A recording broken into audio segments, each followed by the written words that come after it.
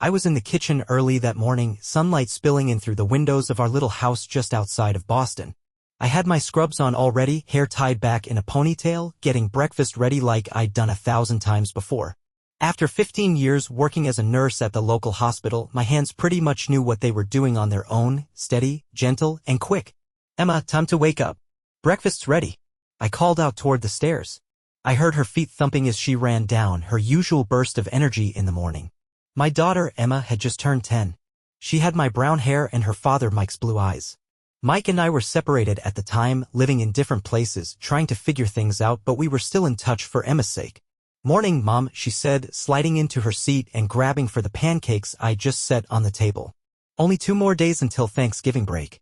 "Yep," I said, pausing for a second. "Grandma invited us this year." That got a reaction. We had not been asked over in 3 years. My relationship with my folks has always been tricky, especially with my mom, Eleanor. She grew up in New York City, daughter of a rich Wall Street banker, and she always cared more about appearances than anything real. My dad, Walter, was a quiet man, a college professor who never stood up to her much. He came from a regular working-class background, and honestly, I think he just wanted peace more than anything else. The phone rang while Emma was still eating. It was the hospital. Maria had called in sick. "Can you come in 2 hours early?" "Sure, I'll be there soon," I said, hanging up and turning back to Emma. "I've got to head out early, honey. Trish's mom will give you a ride home after school and I'll be back around 7, all right?" Emma just nodded. She'd gotten used to me running on hospital time. Even at her age, she seemed to understand how hard I was trying. Once I got in the car and turned the key, I just sat there for a moment. My thoughts drifted back to 5 years ago when things started falling apart between Mike and me. He took a job in another city, supposedly just for a while, but things were never really the same. We hadn't filed for divorce yet, still figuring things out. He visited Emma every weekend, though, no matter how tired he was from working construction sites all week. Lately, things between us had been warming up again. He even said he'd come with us to my parents' house for Thanksgiving once he wrapped up work. At the hospital, I threw myself into my shift. It was always busy, but I gave each patient my full attention. Folks around there trusted me. Even the director appreciated my work. Later, on the drive home, my phone buzzed again. This time it was my sister, Donna. "Hey, you are coming to Thanksgiving, right?" Mom's already on edge again. Donna is 42, a partner at some high-end law firm. She always had it easier with our parents, especially with our mom. I always figured she was the golden child. "Yeah, I'm coming. Mike will be joining us too." "Wait, really? You two back together?" "I don't know yet," I said, trying to keep my voice steady. "But we're talking. Trying to figure it out for Emma." Donna went quiet for a moment. "All right. Well, see you Thursday." Jason and Lily are excited. She had 2 kids herself, a 12-year-old boy and an 8-year-old girl. Donna always wanted big family holidays, the whole gang together. Still, I never really felt like she welcomed me and Emma the same way she did everyone else. When I got home, Trish's mom had already dropped Emma off and she was sitting at the table working on homework. I ruffled her hair and sat down with her. "We should start thinking about what to bring to Grandma's. How about a good old-fashioned pumpkin pie? And maybe the photo album you've been working on?" Emma's eyes lit up. "Yeah. I want to show them the pictures from my school project too." I smiled, but something tugged at me. I could not forget what happened 3 years ago. My mother's coldness had really stung. But this year, I wanted something better for Emma. I wanted her to have good memories. I had just started pulling out the ingredients for the pie when my phone rang again. It was Mike. "Hey, Carol. I might run a bit late the day after tomorrow, but I will definitely make it there. Say hi to Emma for me." "Thanks, Mike. She'll be glad to hear that." After I hung up, I stood there for a moment and breathed in deep. It had not been an easy road with my family. But through all of it, Emma had been my anchor. My reason to keep going. That morning, Thanksgiving Day, I looked at myself in the mirror a few times. I had picked out a soft blue dress and a simple silver necklace. Emma wore her favorite red dress and I had braided her hair into tiny plaits she loved. "You look beautiful, sweetheart," I said, resting my hand on her shoulder. "The pie's ready, and we've got the gifts in the car." We packed up the pumpkin pie and a few carefully chosen presents, then got on the road. The drive took about half an hour, ending at the house where I grew up. It was a big stone place in a fancy neighborhood, clearly built to impress. And it always had. "Smile for me, Emma," I whispered as I reached out to press the doorbell. My mother, Eleanor, answered the door, dressed in her usual upper-class fashion. Tweed suit, pearl necklace, hair just so. Even at 65, She carried herself like she was hosting a gala instead of a family dinner. "Oh, you are early," she said flatly, stepping aside just enough to let us in. "Hello, Mother. Thanks for inviting us," I replied, trying to keep a polite smile on my face. "Hi, Grandma," Emma said with her usual cheerful energy. Eleanor barely looked at her, just patted her head once and turned toward the hallway. Inside, the house was already buzzing. Donna and her husband Stanley were deep in conversation with some cousins, and my father, Walter, was sitting nearby, listening and smiling faintly. "Hi, Donna." "Hi, Stanley," I said as we walked in. Donna gave me a quick kiss on the cheek, then went right back to her conversation like I wasn't even there. Her kids noticed Emma, but they did not come over or say a word. Just stayed seated like she was invisible. Only my father got up. He hugged me first, then knelt a little to give Emma a warm hug. "I am really glad you came," he said quietly near my ear. "I wish I had been a stronger father." His words stung, but I just gave him a small smile and nodded. I handed over the gift bags we brought. "Mother, we brought some things for Thanksgiving. There are pictures of Emma's school projects inside too."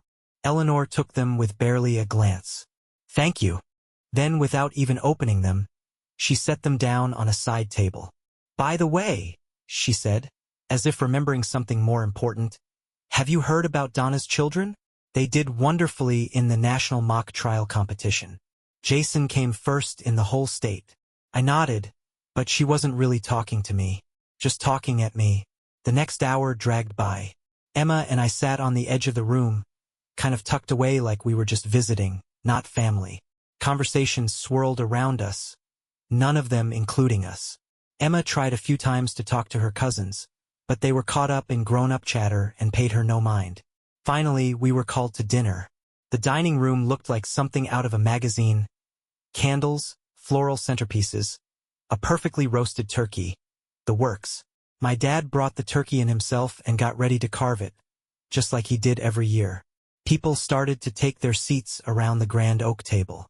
Emma found a chair next to her cousins and was about to sit down when my mother stopped her. "You two will sit over there," she said, pointing toward a small folding table shoved into the hallway between the kitchen and dining room. It had two cheap plastic chairs and looked like something borrowed from a garage sale. My stomach turned. "Why can't we sit with everyone else?" Emma asked, her voice honest and confused. Eleanor just shrugged. Her lips curled into a faint smirk. "You should be grateful I set anything up at all." The words hit hard. Real hard.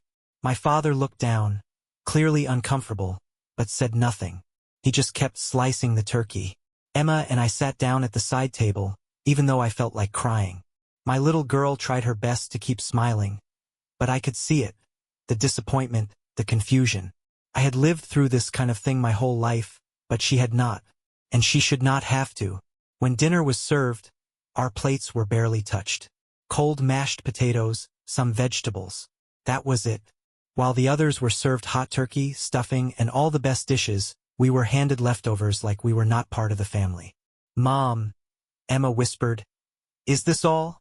That was it. That was the moment something inside me just flipped.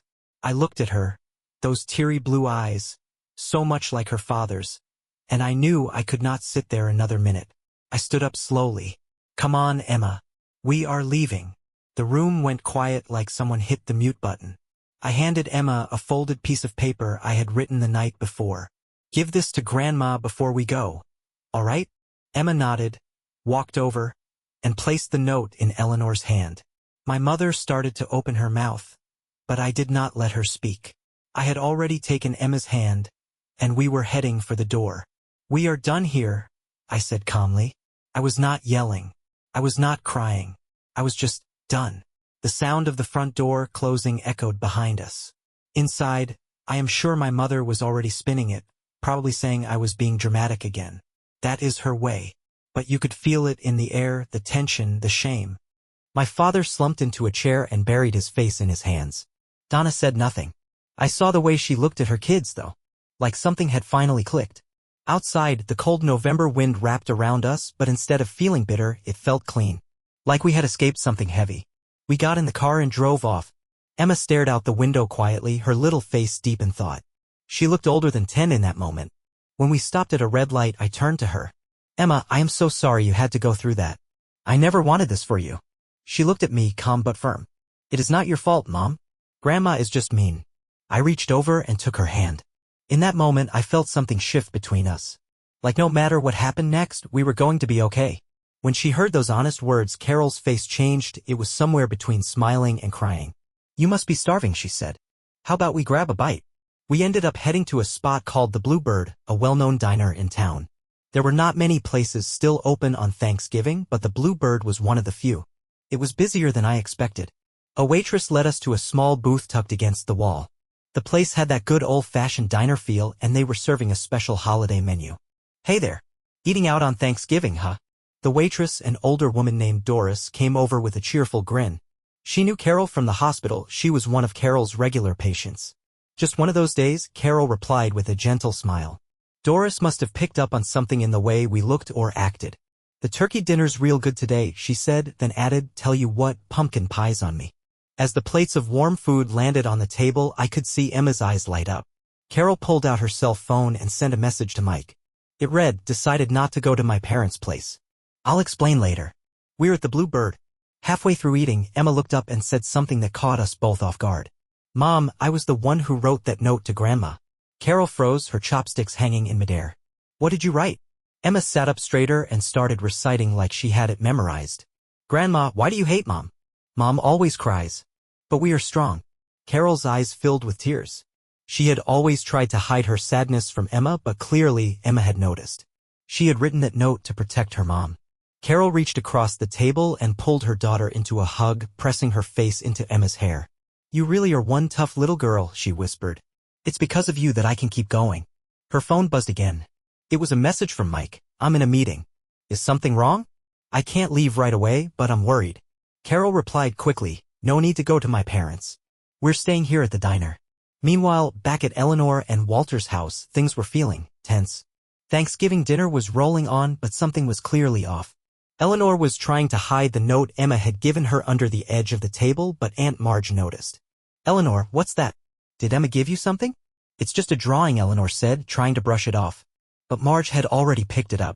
She pulled out her reading glasses, looked at the paper, and read out loud, Grandma, why do you hate Mom? Mom always cries. But we are strong. The whole room went still. You could feel the air get heavy.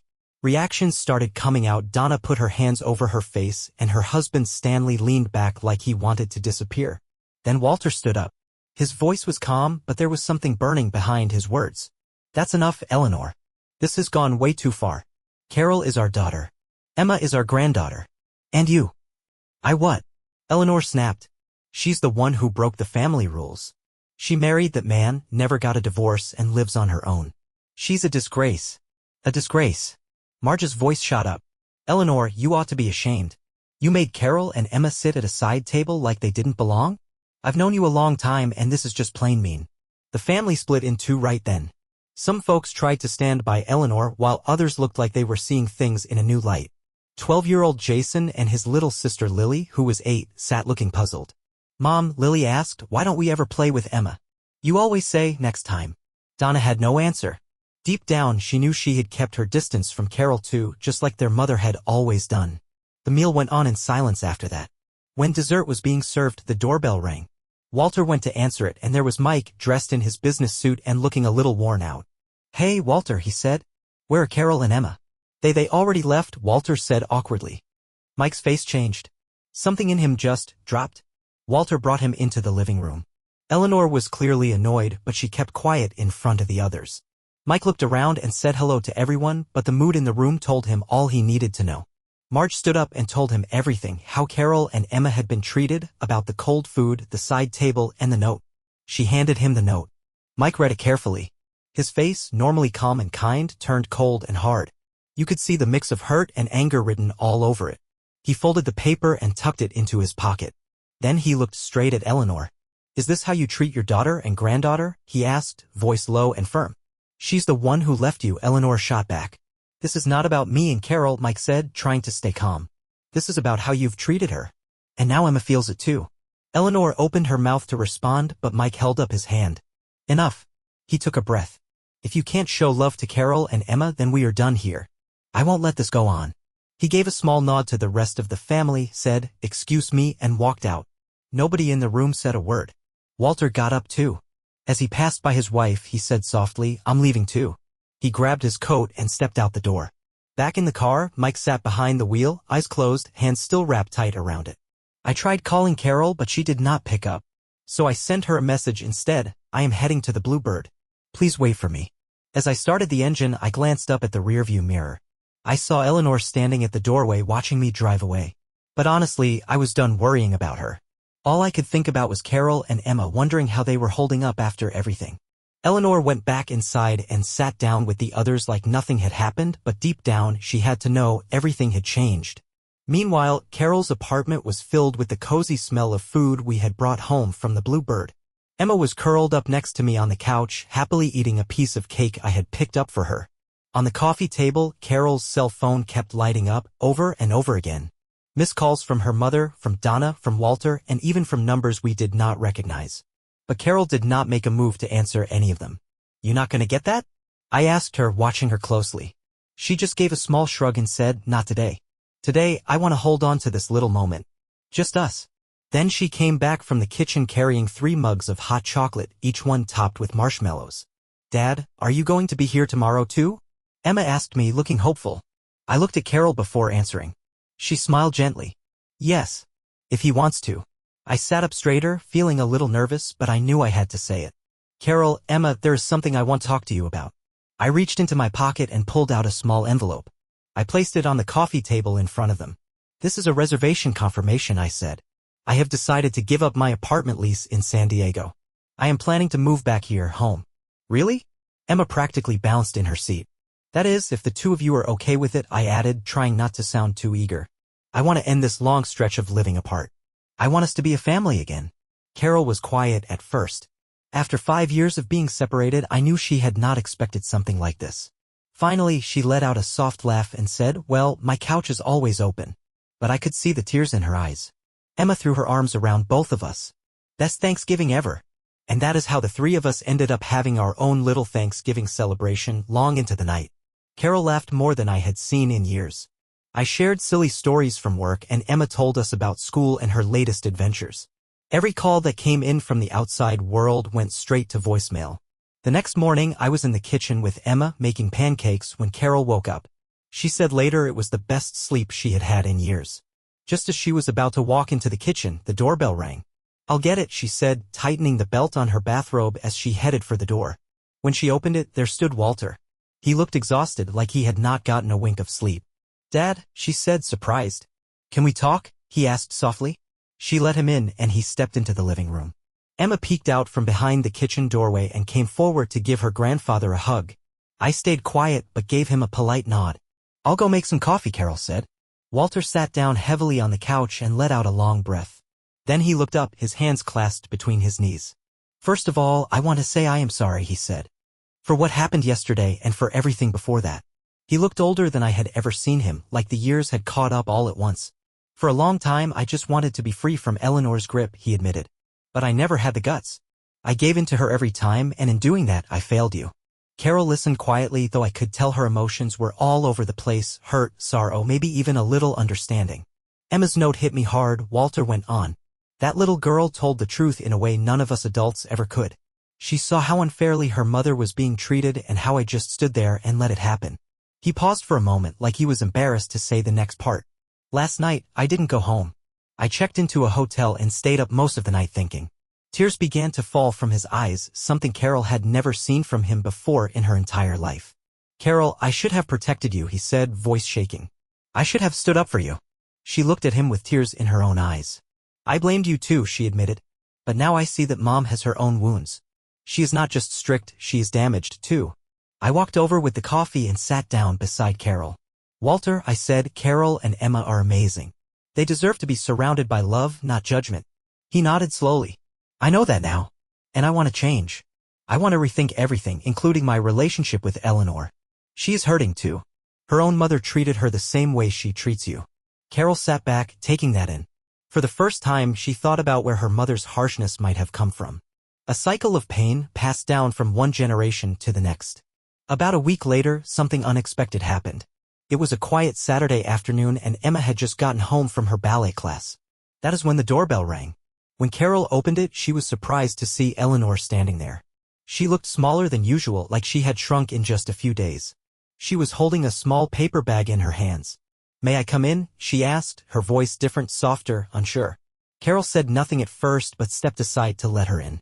When Emma saw her grandmother, she instinctively moved behind me, peeking out from behind my arm. "What do you want?" Carol asked, crossing her arms. Eleanor started to speak, but the words caught in her throat. She was about to blame again, as she always did, but something shifted in her. Her expression softened and she said, "No, that's not it." "Grandma." Emma suddenly stepped forward, her small voice filled with determination. "Don't hurt Mom." She stood there, looking right into Eleanor's eyes, her gaze steady and clear. Emma's innocent yet powerful sense of justice and her sharper insight than most adults were evident. For the first time, Eleanor showed a crack in her usual confidence. She knelt down in front of Emma, her expression faltering. "Maybe Grandma was wrong," Eleanor said quietly, her voice almost a whisper. "I had been watching quietly, but now I spoke up. Emma sees the truth. She's a lot wiser than the rest of us." Eleanor, after a long pause, stood up and reached for the small paper bag she had brought with her. She handed it to Carol and said, "This is for Emma. A hand-knitted sweater. I made it myself." Carol was taken aback. She had never known her mother to knit by hand. You knitted this?" she asked, her voice filled with surprise. Eleanor nodded slowly. "Your mother, well, my mother was cold toward me too," she said, her voice barely above a whisper. For her, family honor and appearances were everything. "I was taught that showing love or affection was a sign of weakness." As she spoke, Carol began to understand more about her mother's behavior. She had always been harsh, but now she saw that there was pain beneath it, wounds that Carol had never fully grasped before. Eleanor wasn't entirely different, but at least she was starting to reconsider her past actions. Carol looked at her, then said, "This doesn't fix everything. But if you want to have a relationship with Emma, you're welcome here." Eleanor nodded, a small but meaningful gesture. It wasn't a full reconciliation, but it was a step in the right direction.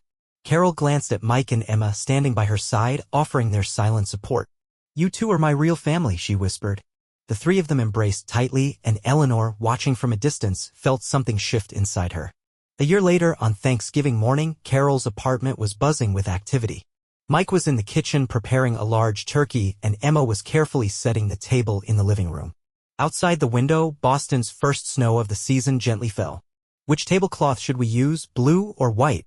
Emma asked, holding up two different cloths in her hands. She was 11 now, taller and more confident than the year before. Carol was sitting on the sofa, phone in hand, having just finished confirming the last guest. She smiled at Emma and said, "Blue would look lovely." 3 months had passed since Mike and Carol had officially reconciled. Mike had transferred to the local office of his construction company, and their relationship was stronger than before. They had learned to appreciate and respect each other's differences. Emma couldn't hide her excitement about having both of her parents together. As they were finishing up preparations, the doorbell rang. Carol opened it to find Walter standing there, holding a bouquet and a bottle of wine. "Dad, you're early?" Carol said with a warm smile, welcoming him inside. Walter had changed a lot over the past year. He had found the courage to live on his own terms again, returning to his old passion for photography and joining a local photography club. His relationship with Eleanor was still a work in progress, but it was gradually shifting toward a more balanced partnership, though they still lived together. "Where's Eleanor?" Mike called out from the kitchen. "She'll be here soon," Walter answered. "She's a bit nervous about it."